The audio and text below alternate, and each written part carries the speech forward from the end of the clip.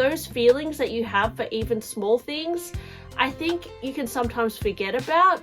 And I think that's why a lot of really wealthy people will do extreme things to feel pleasure or to feel something again, is because they've kind of lost that as they bought too much. You know, someone like Lana Del Rey, who, as I said, is a millionaire, could buy anything she wants, could cover herself in diamonds, chose to work at a waffle store because there's something so precious about that kind of life and something so beautiful in everyday things as well. Just something that some people who become super wealthy and famous actually lose over time. And you know, I don't think it takes money or power to be happy. It actually is more about finding happiness in things that you already have. Hey guys, welcome to my channel. I'm Jess. So guys, sometimes I write notes on my phone to think of ideas for my upcoming videos because, you know, I try and pump out as many videos as I can. And I wrote on my phone why we give bags meaning. I think that in terms of people who collect designer handbags like myself, we kind of romanticize handbags, whereas some other people who are not into handbags may not understand the hype or really feel the same way about bags that one who loves bags does. And I wanted to talk about this idea of romanticizing something and whether it's a bad thing or a good thing. Before I went to bed last night, I was watching a few Lana Del Rey interviews and like documentaries about just her music career, and I know that sounds a bit predictable, you know, as someone who was like 32 years old. I used to listen to Lana Del Rey a lot in my 20s, but I find that I was so captivated by her because she really created this kind of like fantasy lifestyle or like a dreamy world through her music, you know. Like she kind of made things like playing video games or like going to the petrol station or 7-Eleven seem like some amazing thing, you know, like some kind of moment in time, kind of like nostalgic thing to do. Sometimes in life we look to people who are more wealthy or living this crazy lifestyle or going on holidays or buying expensive things as the dream thing to do, or something that will make us happier. If only we were to buy that bag, that would be like such an amazing thing because that thing is so beautiful and amazing. But you know, the thing is, you can kind of put that feeling into a lot of other things in your everyday life as well. Recently, Lana Del Rey was seen working at a waffle shop, which I thought was pretty interesting, you know, given that she's a multi-millionaire. Like, she could do whatever she wants with her day, but she decided to one day work in a waffle store. Something really beautiful about small things in life, you know. And I know it sounds very cliche, but you can, like, sometimes I feel really bad about my life. I don't know why, guys. I know this makes me sound really ungrateful, but sometimes I get these thoughts like I should be doing something better with my life, or I should be earning more money, or I should be doing more things that, I don't know, have more hobbies or do something amazing, or, you know, maybe I should look a certain way, or I need to change myself. But the thing is, if we focus on things that are happening right now, like for example, I'm 32 years old. I will never be 32 years old again.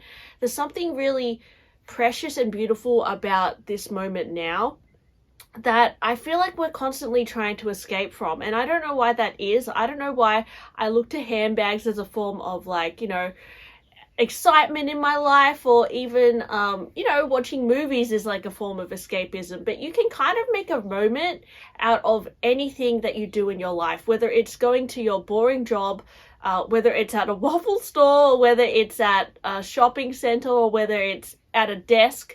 You can romanticize anything by, you know, just the small things that you do. Like maybe it's the coffee you make, maybe it's the way that you put your makeup on that day, maybe it's the music that you listen to in the car. Like, you can really make your world a fantasy if you like. You can actually make your life seem like art, or like some sort of like beautiful thing that you are currently living in. And the sad thing about life is that we are, as Lana Del Rey says, born to die. We will die, and it's sad. And knowing that, it is a sad and beautiful thing to accept the things that we have now and the things that we are experiencing in life. Like, in this moment, I'm talking to you guys on YouTube, which YouTube is not going to exist forever. I'm incredibly thankful that there are people watching my channel, or people who want to pay attention to my life, and I see my videos as well as a form of expression and documenting my life in crazy thoughts and crazy collecting behavior. I guess there are people who really judge me for looking at bags in this like idolized manner. Like, someone may look at, a guy or something and think, oh, they're the best. Or like, when you're in high school, you get like a crush on someone and you're completely swept away by them and obsessed with them. But, as you get older, you think that was so silly.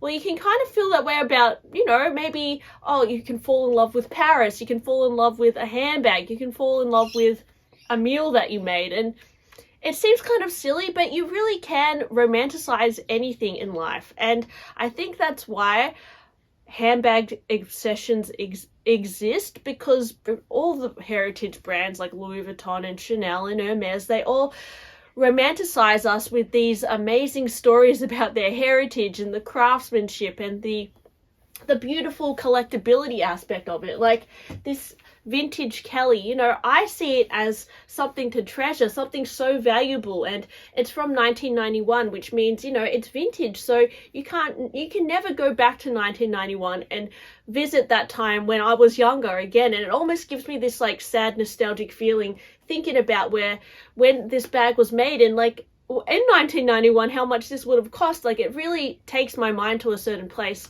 when I look at this bag and look at the color and the structure and the iconic shape of it. But to someone else, they might see this as just another bag, there's nothing special about it. But you can really you can romanticize anything you want in your life. And I feel like, I've been kind of hyper fixated on handbags for a while, and maybe it's because I overthink things and I'm trying to escape from my own thoughts. But if you are struggling with a handbag addiction or being fixated on handbags, I wouldn't say that you have to feel like bags aren't special anymore, because I know there are people who kind of wake up and realize that this is just a bag, there's nothing special about it.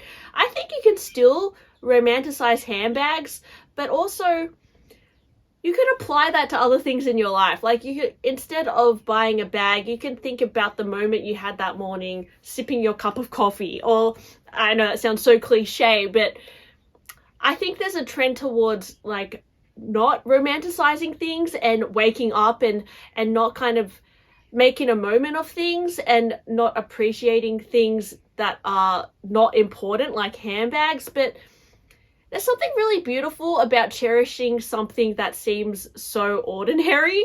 And I think in my life as well, like, I'm always feeling like, I'm just like a random girl, like there's nothing special about my life or whatever. But there is. I think it is important to kind of see things in a romantic way sometimes. And obviously it's all about balance, and you can get kind of swept into the romance of something and it can become self-destructive as well. Like, even I guess Lana Del Rey in her song, she seems quite self-destructive with how in love she is with someone, or her obsession with freedom. And yeah, she can kind of, get into some shady things as well. But I think that the reason why I am so fixated on bags sometimes is because I'm trying to find that freedom for myself, and that freedom to dream, and the freedom to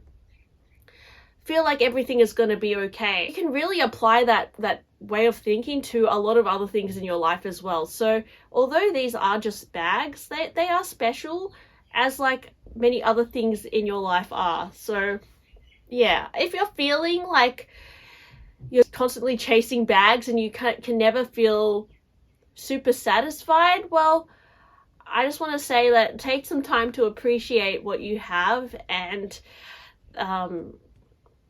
even the small things that you have, because there are things that, those feelings that you have for even small things I think you can sometimes forget about.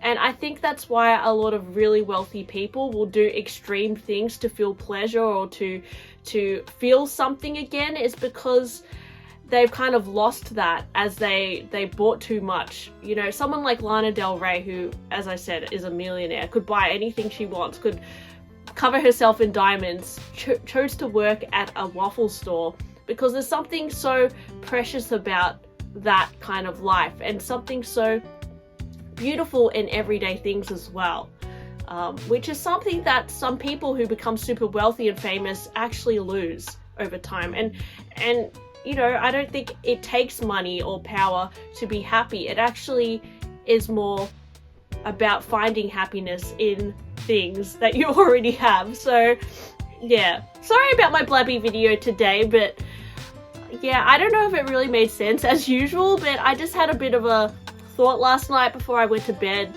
and I thought I'd just share my thoughts. And yeah, anyways, thanks for listening, and I'll talk to you guys on my next one. Bye!